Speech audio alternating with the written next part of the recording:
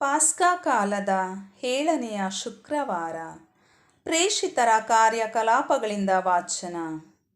ಕೆಲವು ದಿನಗಳಾದ ನಂತರ ರಾಜ ಅಗ್ರಿಪ್ಪನು ಬೆರ್ನಿಸಳೊಂದಿಗೆ ಫೆಸ್ತನನ್ನು ಅಭಿನಂದಿಸಲು ಸೆಜೇರಿಯಕ್ಕೆ ಬಂದನು. ಅವರು ಹಲವು ದಿನಗಳವರೆಗೆ ಅಲ್ಲೇ ತಂಗಿದ್ದರು. ಫೆಸ್ತನು ಪೌಲನ ವಿಷಯವನ್ನು ಅವನ ಮುಂದೆ ಪ್ರಸ್ತಾಪಿಸುತ್ತಾ, ಫೆಲಿಕ್ಸನು ಕೈದಿಯಾಗಿ ಬಿಟ್ಟು ಹೋದ ಒಬ್ಬ ವ್ಯಕ್ತಿ ಇಲ್ಲಿದ್ದಾನೆ. ನಾನು ಜೆರುಸಲೇಮಿಗೆ ಹೋಗಿದ್ದಾಗ ಯೆಹೂದ್ಯರ ಮುಖ್ಯ ಯಾಜಕರು, ಪ್ರಮುಖರು ಅವರ ವಿರುದ್ಧ ಆಪಾದನೆಗಳನ್ನು ತಂದರು. ಅವನಿಗೆ ದಂಡನೆ ವಿಧಿಸುವಂತೆ ಕೇಳಿಕೊಂಡರು. ನಾನು ಅವರಿಗೆ ಆಪಾದಿತನು, ಆಪಾದಿಸುವವರು ಮುಖಾಮುಖಿಯಾಗಿ ನಿಲ್ಲಬೇಕು. ತನ್ನ ಮೇಲೆ ಹೊರಿಸಲಾದ ಆಪಾದನೆಗಳ ವಿರುದ್ಧ ವಾದಿಸಲು ಆಪಾದಿತನಿಗೆ ಅವಕಾಶ ಕೊಡಬೇಕು. ಹಾಗೆ ಮಾಡದೆ ಅವರ ಕೈಗೊಪ್ಪಿಸುವುದು ರೋಮನರ ಪದ್ಧತಿಯಲ್ಲ ಎಂದು ಹೇಳಿದೆ. ಆದುದರಿಂದ ಅವರು ನನ್ನೊಡನೆ ಇಲ್ಲಿಗೆ ಬಂದರು. ನಾನು ತಡಮಾಡದೆ ಮರುದಿನವೇ ನ್ಯಾಯಸ್ಥಾನದಲ್ಲಿ ಕುಳಿತು ಅವನನ್ನು ನನ್ನ ಮುಂದೆ ತರುವಂತೆ ಆಜ್ಞೆ ಮಾಡಿದೆ. ಆಪಾದಿಸಿದವರು ಅವರ ವಿರುದ್ಧ ಎದ್ದು ನಿಂತು ಮಾತನಾಡಿದಾಗ ನಾನು ಭಾವಿಸಿದಂತಹ ಅಪರಾಧವೊಂದನ್ನು ಅವನ ಮೇಲೂ ಹೊರಿಸಲಿಲ್ಲ. ಅವರೊಡನೆ ಅವರಿಗಿದ್ದ ವಾದ ವಿವಾದ ಅವರ ಧರ್ಮಾಚರಣೆಗಳಿಗೆ ಸಂಬಂಧಪಟ್ಟಿತು. ಯೇಸು ಎಂಬ ಒಬ್ಬ ವ್ಯಕ್ತಿಯನ್ನು ಕುರಿತು ವಿವಾದವಿತ್ತು. ಯೇಸು ಸತ್ತಿದ್ದರೂ ಜೀವಂತವಾಗಿದ್ದನೆಂದು ಪೌಲನು ಸಾಧಿಸುತ್ತಿದ್ದನು. ಈ ವಿಷಯಗಳ ಬಗ್ಗೆ ಹೇಗೆ ವಿಚಾರಣೆ ಮಾಡುವುದೆಂದು ನನಗೆ ತೋಚಲಿಲ್ಲ.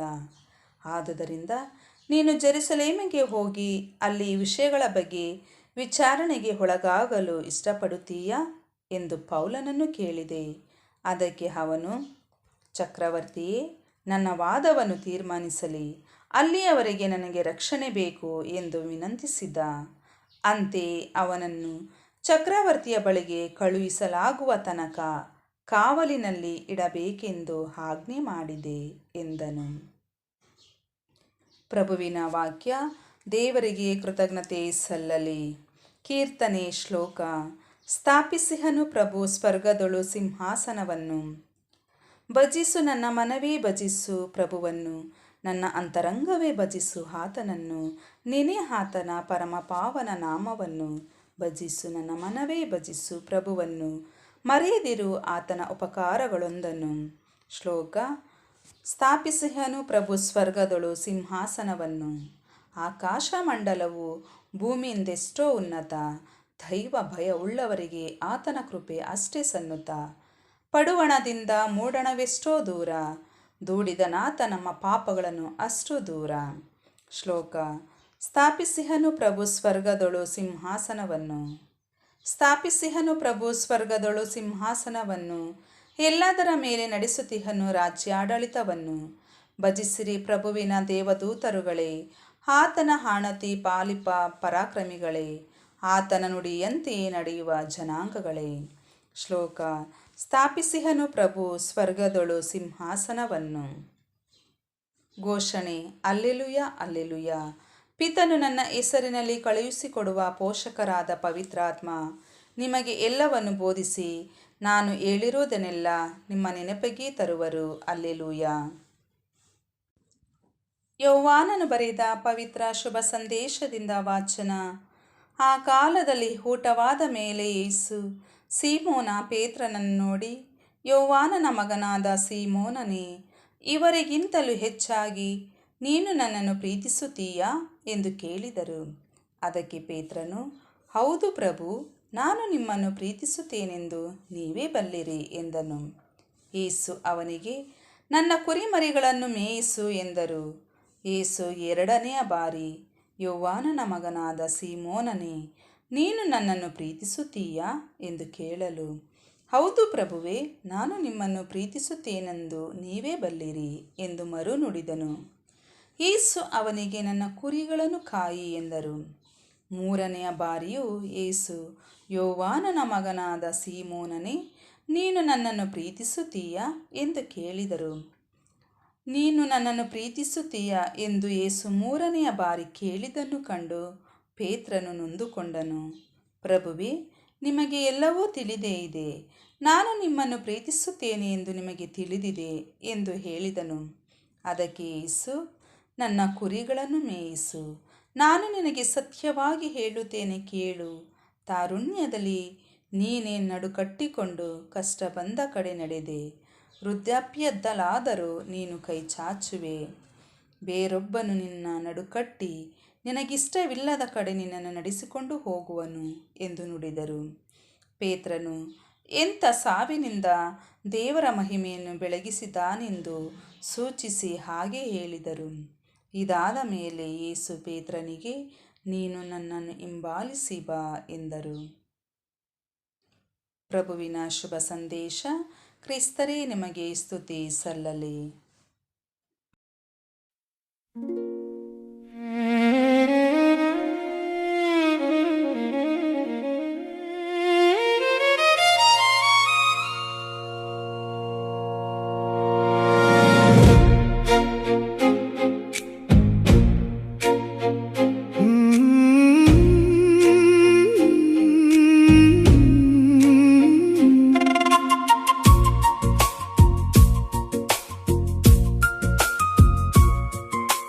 ಬದುಕಿನ ಬಿರುಗಾಳಿ ಬೀಸಿದಾಗ ಕನಸುಗಳು ಕರಗಿ ಹೋದಾಗ ಮೌನದೊಳಗೆ ಕೇಳುವೆ ನಿನ್ನ ನುಡಿಯನು, ಇದೆಲ್ಲ ನಿನ್ನನ್ನು ರೂಪಿಸಲು. ಪ್ರತಿ ಕಣ್ಣೀರು, ಪ್ರತಿ ನೋವು ವ್ಯರ್ಥವಲ್ಲ ತಂದೆಯ ಕೈಯೊಳು. ಉಳಿಯ ಹಿಡಿದು ಕೆತ್ತುವನು ನನ್ನನು, ಕ್ರಿಸ್ತನ ರೂಪಕ್ಕೆ ಮೆಟ್ಟಿಲಿದು.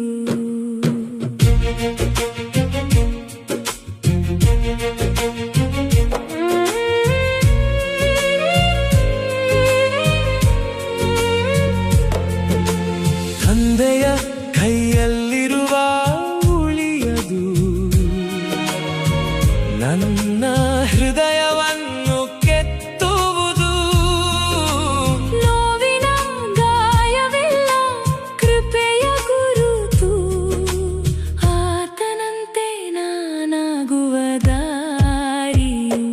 ಪ್ರತಿ ಕಣ್ಣೀರು, ಪ್ರತಿ ನೋವು ವ್ಯರ್ಥವಲ್ಲ ತಂದೆಯ ಕೈಯೊಳು. ಉಳಿಯ ಹಿಡಿದು ಕೆತ್ತುವನು ನನ್ನನು, ಕ್ರಿಸ್ತನ ರೂಪಕ್ಕೆ ಮೆಟ್ಟಿಲಿದು.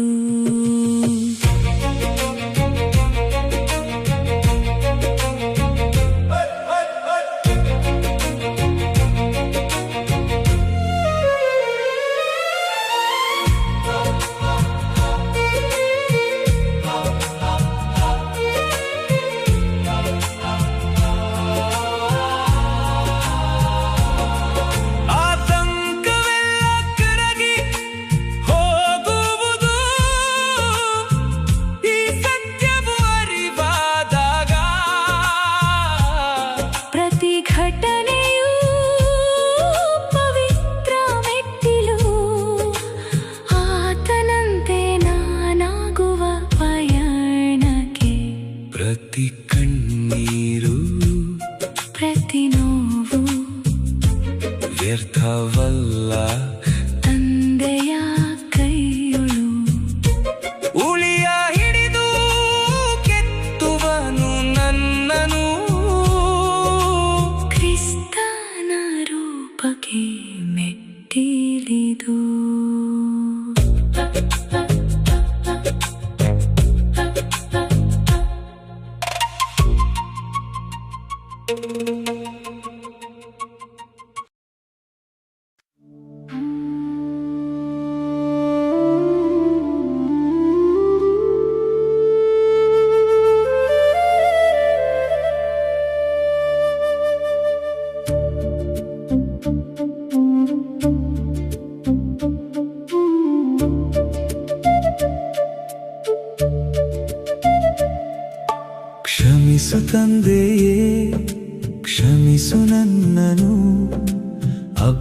ಅಭ್ಯಾಸದ ಪಾಪಿ ನಾನು, ಆದರೂ ನಿನ್ನನ್ನೇ ಪ್ರೀತಿಸುವೆ, ಎಲ್ಲಕ್ಕಿಂತ ಹೆಚ್ಚಾಗಿ ಪ್ರೀತಿಸುವೆ.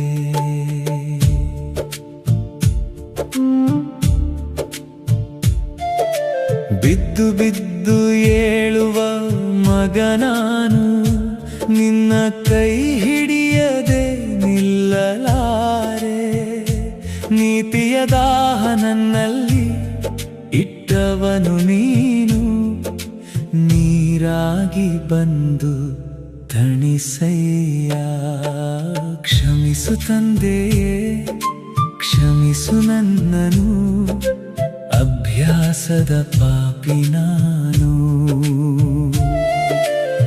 ಆದರೂ ನಿನ್ನನ್ನೇ ಪ್ರೀತಿಸುವೆ, ಎಲ್ಲಕ್ಕಿಂತ ಹೆಚ್ಚಾಗಿ ಪ್ರೀತಿಸುವೆ.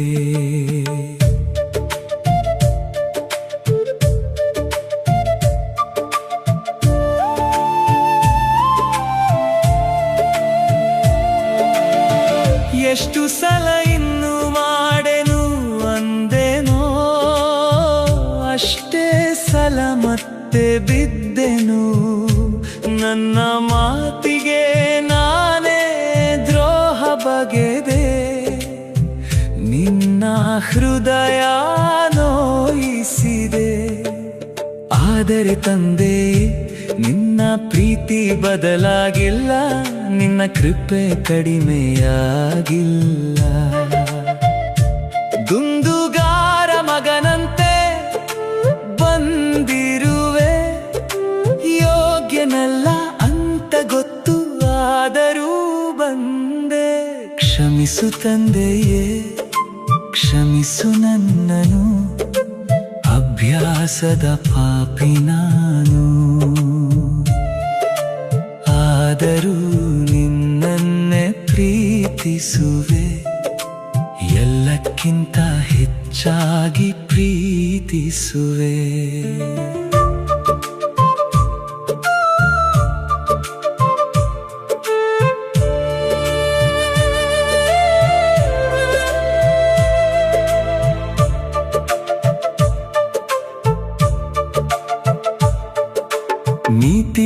ನೀತಿವಂತನಾಗಬೇಕು ತಂದೆಯೇ, ನಡೆ ನುಡಿ ದೋಟ ಎಲ್ಲದರಲ್ಲೂ.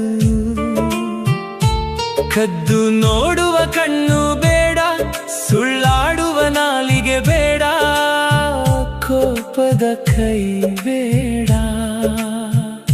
ಸಾತ್ವಿಕನಾಗಿಸು ಯೇಸುವೆ, ನಿನ್ನಂತೆ ತಲೆಬಾಗುವವನಾಗಿಸು.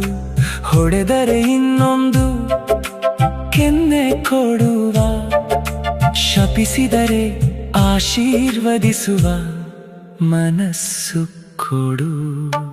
ಕ್ಷಮಿಸು ತಂದೆಯೇ, ಕ್ಷಮಿಸು ನನ್ನನು, ಅಭ್ಯಾಸದ ಪಾಪಿ ನಾನು.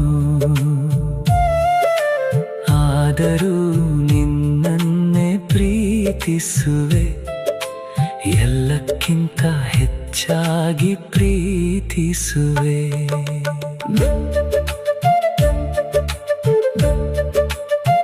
ನನ್ನಿಂದ ಆಗದು ತಂದೆಯೇ, 100 ಯತ್ನ ಮಾಡಿದರೂ ಆಗದು.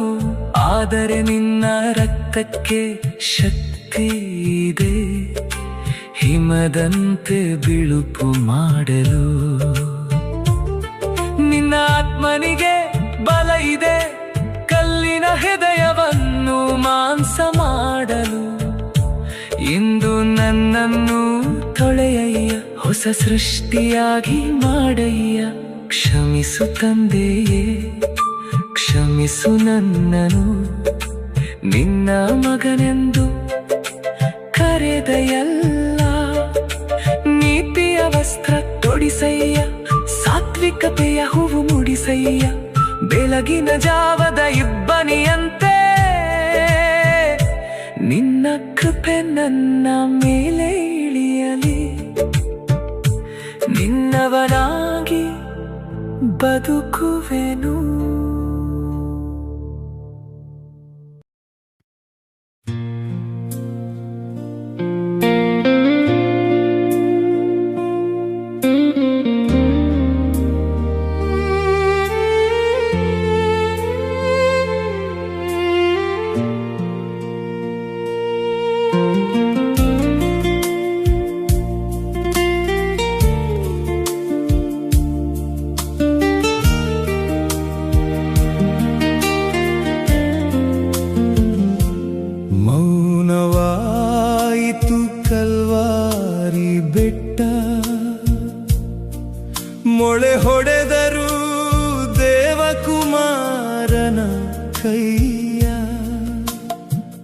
ಆಕಾಶ ಕಪ್ಪಾಯಿತು, ಭೂಮಿ ನಡುಗಿತು, ಆದರೂ ತುಟಿ ಬಿಚ್ಚಲಿಲ್ಲ ಮೆಸ್ಸಿಯ. ಏಕೆ ತಂದೆಯೇ,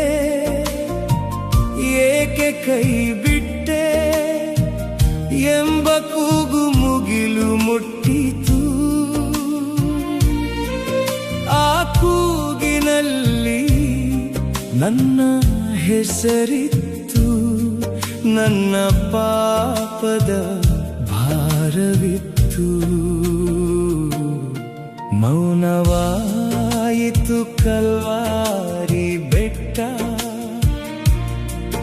ಮೊಳೆ ಹೊಡೆದರು ದೇವಕುಮಾರನ ಕೈಯ.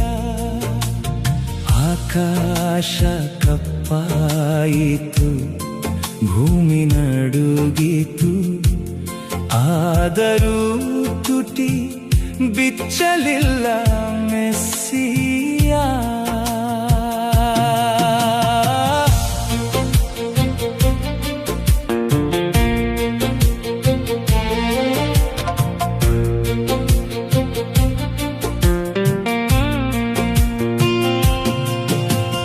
ಮುಳ್ಳಿನ ಕಿರೀಟ ಮುಡಿಸಿದರು, ರಾಜನೆಂದು ಹಂಗಿಸಿದರು, ಬೆತ್ತದಿಂದ ಹೊಡೆದರು, ಉಗಿದರು. ಆದರೂ ಕುರಿಮರಿಯಂತೆ ಸುಮ್ಮನಿದ್ದನು. ಅವನ ಗಾಯದಿಂದ ನಮಗೆ ವಾಸಿ, ಅವನ ಪೆಟ್ಟಿನಿಂದ ನಮಗೆ ಸಮಾಧಾನ. ನಾವು ದಾರಿ ತಪ್ಪಿದ ಕುರಿಗಳು, ಆತನು ತನ್ನ ಬೆನ್ನು ಕೊಟ್ಟನು. ಮೌನವಾಯಿತು ಕಲ್ವಾರಿ ಬೆಟ್ಟ, ಮೊಳೆ ಹೊಡೆದರು ದೇವಕುಮಾರನ ಕೈಯ. ಆಕಾಶ ಕಪ್ಪಾಯಿತು, ಭೂಮಿ ನಡುಗಿತು, ಆದರೂ ತುಟಿ ಬಿಚ್ಚಲಿಲ್ಲ ಮೆಸ್ಸಿಯ.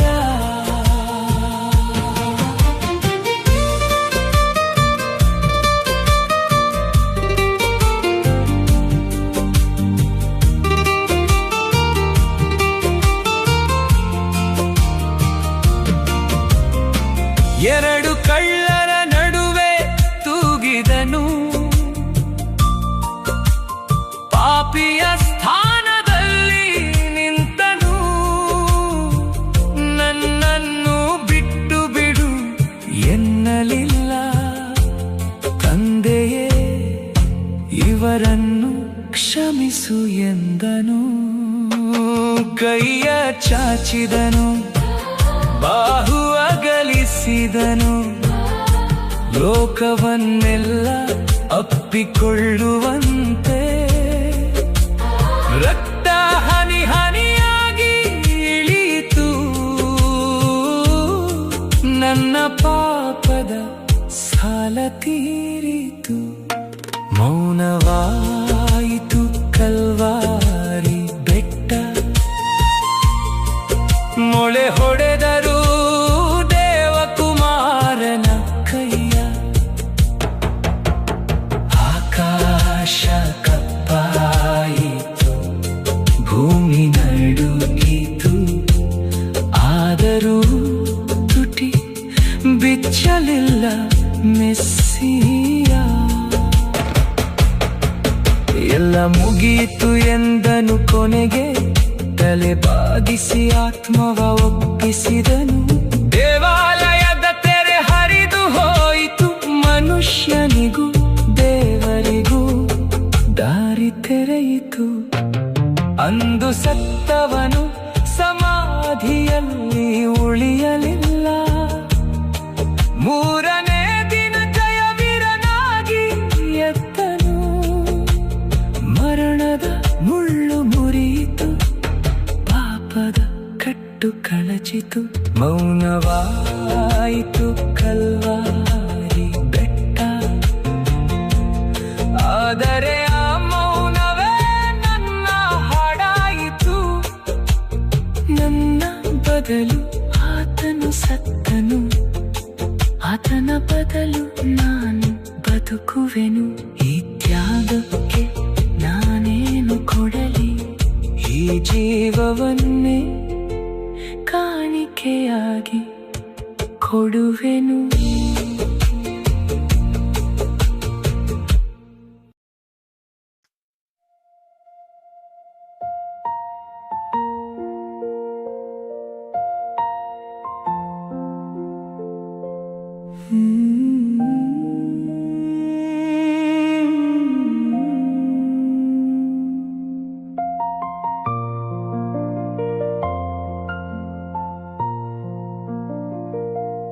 ಯೇಸು ಕ್ರಿಸ್ತನೇ, ನೀನಿಲ್ಲದ ಈ ಬದುಕು ಬರಿದು,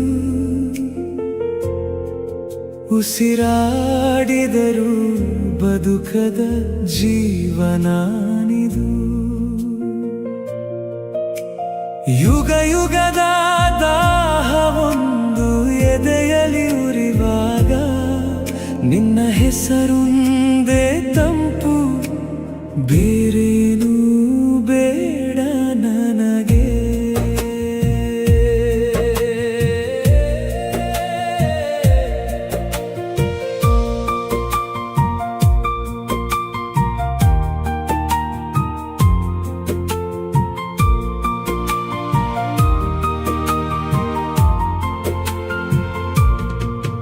ಆಕಾಶವೆಲ್ಲ ಸುಟ್ಟು ಬೂದಿಯಾದರೂ ಸರಿ, ನಿನ್ನ ಕಣ್ಣಿನ ನೋಟದ ಒಂದು ಕಿಡಿ ಸಾಕು.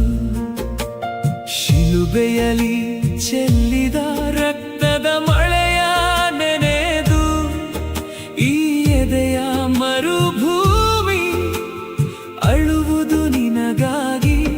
ಬರುವೆನು ಎಂದು ಹೋದವನೇ ಯೇಸು ಕ್ರಿಸ್ತನೇ, ನಿನ್ನ ಮಾತಿನ ಸತ್ಯಕ್ಕೆ ಕಟ್ಟಿಹೆನು ಈ ಪ್ರಾಣವೇ. ಯೇಸು ಕ್ರಿಸ್ತನೇ, ನೀನಿಲ್ಲದೆ ಈ ಬದುಕು ಬರಿದು, ಉಸಿರಾಡಿದರೂ ಬದುಕದ ಜೀವನಾನಿದು. ಯುಗ ಯುಗದ ದಾಹವೊಂದು ಎದೆಯಲಿ ಉರಿವಾಗ, ನಿನ್ನ ಹೆಸರೊಂದೇ ತಂಪು, ಬೇರೇನೂ ಬೇಡ ನನಗೆ.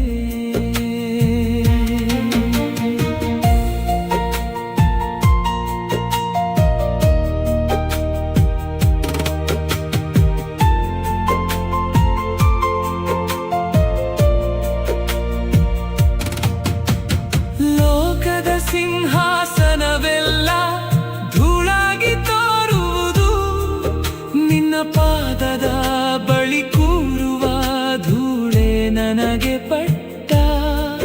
ಮೂರು ಲೋಕವ ಗೆದ್ದ ನಿನ್ನ ಮೊಗವನು ಕಾಣದೆ, ನನ್ನೊಳಗಿನ ಲೋಕವೆಲ್ಲ ಸೋತು ಮಲಗಿಹುದು.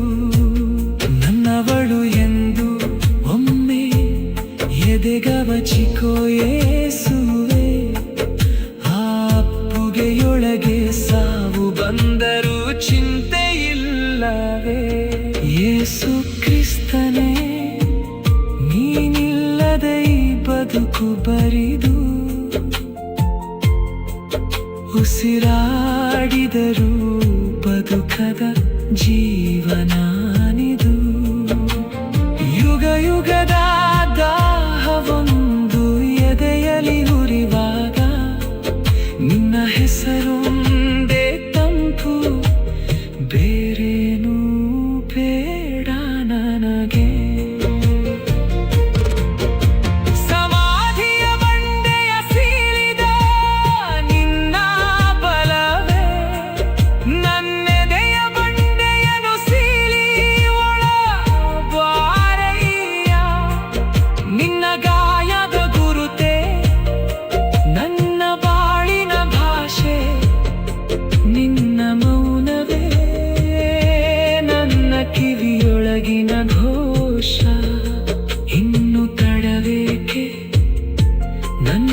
ಚಿರಂತನ ಪ್ರಿಯನೇ ಯೇಸು ಕ್ರಿಸ್ತನೇ, ನಿನ್ನಲ್ಲದೆ ಮೋಕ್ಷವಿಲ್ಲವೇ. ಈ ವಿರಹವೆಂಬ ಶಿಲುಬೆಯನ್ನು ಹೊತ್ತು ನಾ ನಡೆಯುವೆ, ನಿನ್ನ ಪ್ರೀತಿಯೆಂಬ ಪುನರುತ್ಥಾನಕ್ಕೆ ಕಾದಿಹೆನು. ಮದುಮಗ ನೀನು, ನಾ ನಿನ್ನವಳು, ಇದು ಒಡಂಬಡಿಕೆ. ಕಣ್ಣೀರ ತೊಡೆಯೇ ಹರಿದು ಬಾ ಯೇಸು ಕ್ರಿಸ್ತನೇ.